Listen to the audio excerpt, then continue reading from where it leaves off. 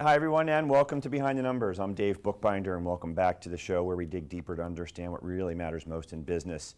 Today, we're going to be talking with Merrylue Martin, who's the president and CEO of the Job Joy Group, and also the author of the Big Quit Survival Guide, Tools and Tactics to Attract the Best, Retain Top Performers, and Nail the Talent War.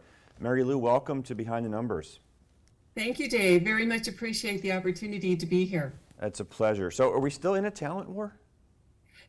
Fascinating question. And I'll say in a nutshell, the Great Resignation, as we've lived through for the past couple of years, has morphed into the Great Transformation. So your short answer to that question is yes. Even though we're seeing the quit rate that we've been up against for the last few years, it's actually calming down. It is stabilizing. The latest jobs report showed a 5% decrease compared to this time last year, which means fewer people are actually quitting. However, it doesn't mean just because an employee is physically present that they're engaged and they're going to be a top performer we want to keep. Those folks are out there, and yes, the war for that talent is as prevalent as ever. Yeah, I've been in the business world a while now, and it seems like the war for talent is always present. Like you said, finding and getting the best is always the challenge. But before we take a deeper dive into that topic, why don't you tell the audience a little bit about your background and what inspired you to write this book? Yes, my background has been working in leadership with people in some sort of a form almost my entire life. I grew up in Southern California. I went to college for organizational leadership. Was a teacher early on, leading a group of teachers, and then moved into the corporate setting, and then eventually on my own, where I've worked with just hundreds of organizations of all sizes. And what I find most fascinating in the work that I've done and the impetus to write this book is that regardless of any label we identify wherever we are in the business setting, we are all people first. And the book came as a result of really focusing on what the pandemic brought to the workplace. We have been under probably the most major, if not the most major, paradigm shift when it comes to the workplace today. And that's because of the impact on the people part of all of it.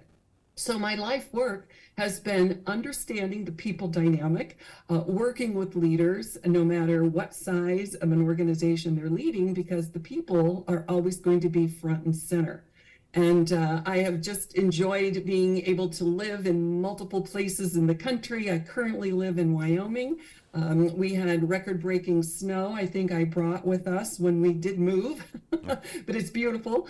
And we are excited to really be a part of so many organizations worldwide that because people are people, we all have common issues we're trying to work together to solve. So that was the genesis of my group. The Job Joy Group is just what it says. It's talking about helping people thrive, enjoy the work they're doing, and helping employers with the keys of what it will take to keep those people in that thriving position. Yep, awesome. Thank you for sharing that. And before we get deeper into this, you mentioned a paradigm shift in your most recent remarks here. And I want to get clear on what you're referring to when you talk about the paradigm shift in the workplace. Is it the work from home, remote work? What are you calling the paradigm shift? Yes, indeed. First of all, the biggest paradigm shift has taken place in the terms of what I'll call command and control, as what has been the norm for decades and decades, from the time the assembly line and the manufacturing lines were born.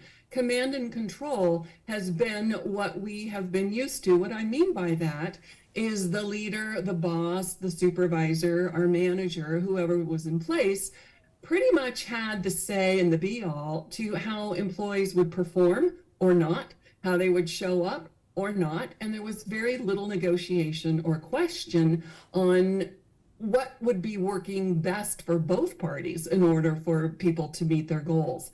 That has shifted, and it slowly has shifted with the onset of unions and such and all of that. But now we come forward to what literally was ripped out from under us, and that was all of a sudden, number one, life was very fragile that all of us lived through.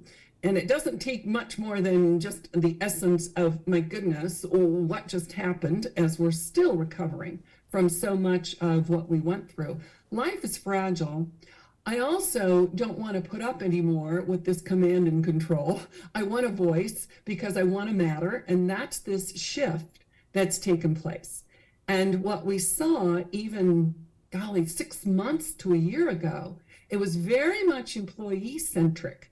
It had moved from employer centric to employee centric. And what we're seeing now is a leveling of that with the recession looming, or the economic uncertainty. We're seeing a little bit more of that coming back to normal. It is stabilizing, but people are coming back with an attitude of, I will use work to support my life. I'm not going to make work my entire life, as perhaps was seen in so many other decades prior to what we just experienced. So that's the paradigm shift. And leaders either embrace that right now, they're understanding that, the companies that are succeeding and thriving and attracting and keeping that top talent, they're getting that. They're getting the people dynamic. Those that are struggling are ignoring it and saying it's going to be command and control, more of, more or less, but it's going to be our way. And they're struggling in attracting and keeping that talent. So that's what I'm seeing, is those paradigm shifts that we're dealing with now. Gotcha. Can you share with the audience a little bit about the extensive research that you did in compiling the book? Yes, my doctoral work was really centered around what it takes for an organization of any size to keep a top performer. And as I thought that through, I thought, well, what are the most common denominators? And so I started with, we're all human beings first. And that was sort of a new approach when you were looking into employee-employer relationships. There's a lot of body of work out there in leadership. But I wanted to look at, we can't disregard the fact a human being is working with a human being. So what is it? And that was what my work took me to. I researched over 3,000 different top performing employees and looked at what were the things those employees had in common, and what was it their employers were doing that created this great environment where both parties were flourishing. And I came out primarily with what I call the 3 R's. And I'm sure we may get into that a little bit later, but it was really a balance of human needs that became the sweet spot for what we tapped into that will make the difference if someone will stay or leave. And when I say stay, I don't even just mean a physical presence on a org chart. I mean a employee who's invested, an employee who is feeling purposeful and is getting those needs met and excited about being able to do that work. Yeah, and in your book, I think you mentioned that engaged employees are built one at a time. And Yes. I know you've emphasized that we're all human beings and we're all people and people are individuals, and you know that resonates with me. But explain to the audience what you mean by that engaged employees are built one at a time. Yes, absolutely. And you hit something very key there, Dave.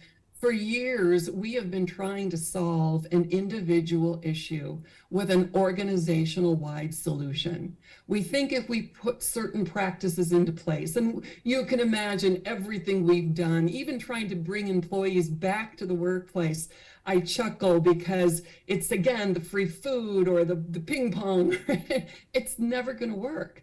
This is an individual issue for each employee in terms of what they're desiring, that has to be balanced within their own connection with that employer.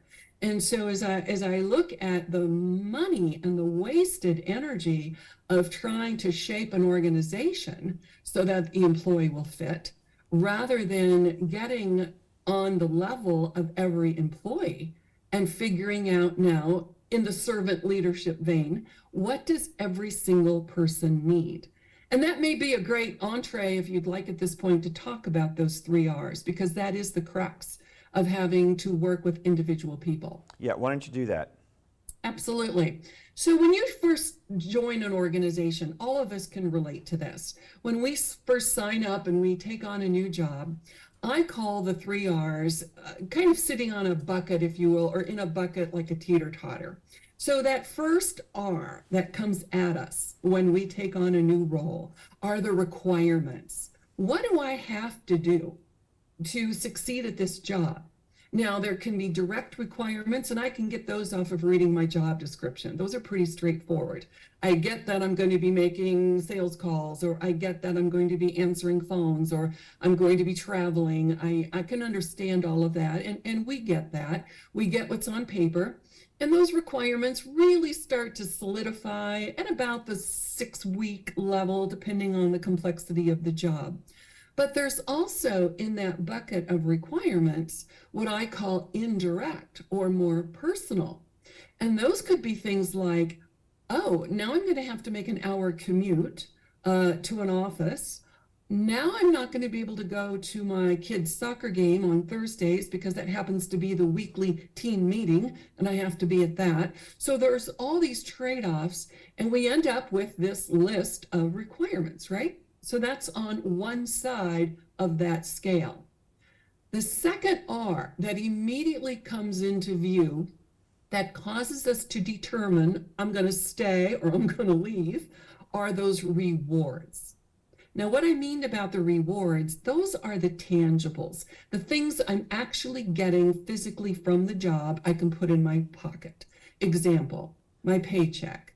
Maybe there's a bonus, commission structure. Maybe I have perks, a company car. I have a benefits package. I have a certification and a great training I'm going to be able to accomplish. Whatever those things I can physically put in my pocket and take away are my rewards. Now, already I'm starting to balance my sense about wanting to stay at this job. If those rewards are at least matching the requirements, so far, so good. But what my research showed, because we're human beings first, the third R comes into view, and that's the respect. And that's what blew up larger than life for all of us in the pandemic. People were sensing, am I valued here? Am I treated with respect? Do I have autonomy? Am I showing up in a comforting, emotionally safe culture where I can thrive and mentally feel really good here? And those are all very, very easily addressed components. The problem is we don't recognize what's really going on with that individual, number one. And number two, and the reason for the book, it's not good enough right now just to tell leaders, oh, go out and build a culture of trust, or go out and be more authentic and do that. Okay, how? That's too out there. We get it. The body of research, again, for leaders is overflowing with the what. You know, begin with the why, or begin with this, or start with that. And there's so much telling, but no one is showing us how. And what I love about what I was able to contribute, it's a recipe book. It's filled with checklists and it's filled with scripts. And how do I even understand how to have a conversation about these 3 R's with this employee? So bottom line in that approach, it forces me with the 3 R's connecting now with each person. And this is the last note I want to comment on the 3 R's because it's very critical. We have to have every employee identify how they define a reward or a respect or even a requirement. And again, we can't solve this with an organizational approach. It has to be per person. Example, I'll go back to that requirement of I have to drive an hour to get to an office site now that I'm required to go in either 5 days a week, 2 days a week, whatever it is, it doesn't matter. For some people, that is not a requirement that's negative. They're thinking, I love love that hour commute. I can listen to a whole podcast. I can, unwind. I love that commute. For others, no way. There's not any way that's going to appeal. Even the word respect. We have to have the conversation with each employee. What does that look like? Example. Let's say you're reporting to me day one as a new employee, and I'm going to have a conversation with you about these 3 R's. And I'm going to say, Dave, let's define respect. Apart naturally from being civil with each other, what in addition can I do that would demonstrate respect to you as we work together? And I might have some employee, a new one, say, well, Merrylue, I'm kind of new to the industry and, I'm not sure of my footing and this is a little bit different for me. For me to feel so respected would be to be ensured I've got maybe 5 minutes a day. I could just check in with you, just a phone call, just a text. If I have a question, I know you're there. I may not need you. That's okay. That would show me tremendous respect because I left my last job because I never heard from my boss. I tried to get help and I only heard when I was doing something wrong. So I really found that very disrespectful. Now, my danger is if I'm thinking, oh, that's respect for my employees, and yet I have another employee who says, well, Merrylue, respect for me would be give me my marching orders, show me where I need to go, give me the goals, and then back off and let me fly. Yep. Now, you Merrylue, see, unless I know that up front, I can totally miss the mark on how I'm working and dealing with every individual person. Merrylue, So I hate to interrupt you. The power Yep. of knowing the people versus just throwing an organizational solution that we hope is a one-size-fits-all. Hate to interrupt you, but we are way late on a commercial break. So sit tight, don't go anywhere. You watching and listening, we'll be right back on Behind the Numbers after this quick break.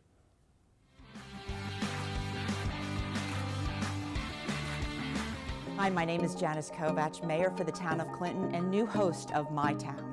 Do you ever wonder how something takes place in your town? Do you have questions about how to find out what's happening? Questions about the budget? We've got the answers for you. I'm going to be talking to government officials and elected officials, getting those questions answered. Catch us every Tuesday and Friday at 1:30 on RVN Television.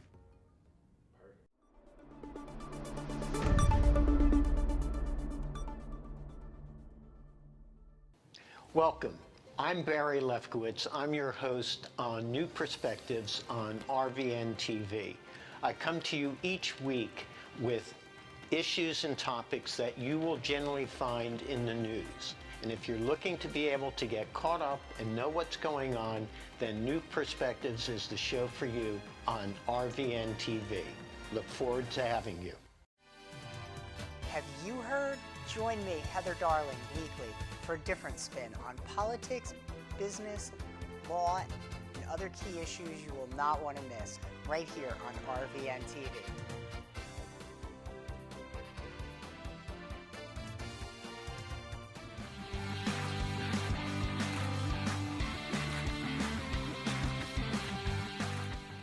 And welcome back to Behind the Numbers. I'm Dave Bookbinder, and today my guest is Merrylue Martin, who's the president and founder of the Job Joy Group and author of the book, The Big Quit Survival Guide.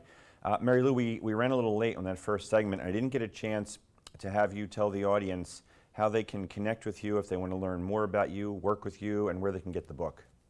Yes, absolutely. The easiest way is to simply go to LinkedIn, Merrylue Martin. You can definitely connect there.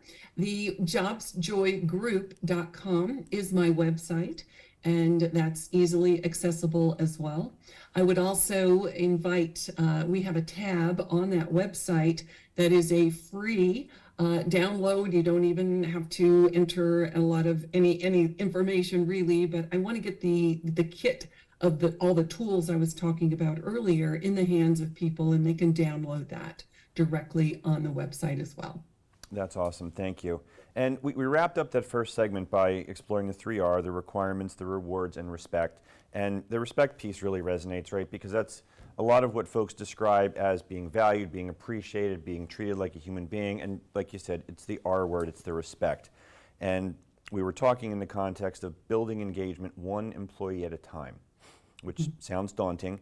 But how do we as leaders recognize when somebody is starting to pull back and disengage or quiet quit or whatever the sexy term Yeah. is these days? Yeah, that's absolutely the quiet quitting is the term.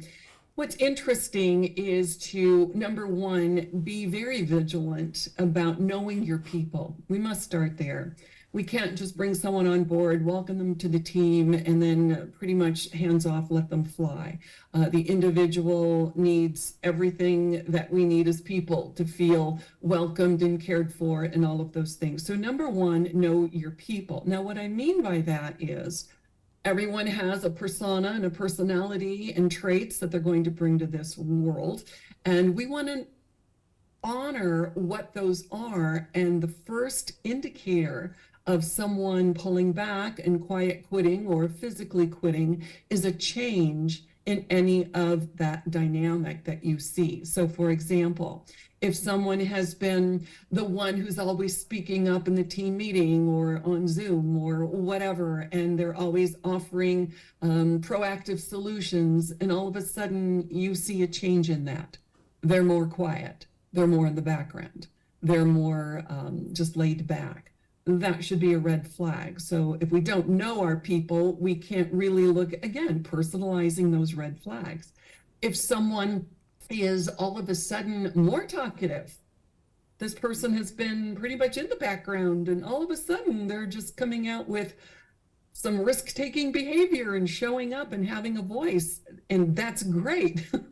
We want to make sure having a 3R conversation that the right things are in alignment, and it's not just because got another offer, I'm good to go, and I'm just gonna, say what I say, because it doesn't matter now, I'm almost out of here.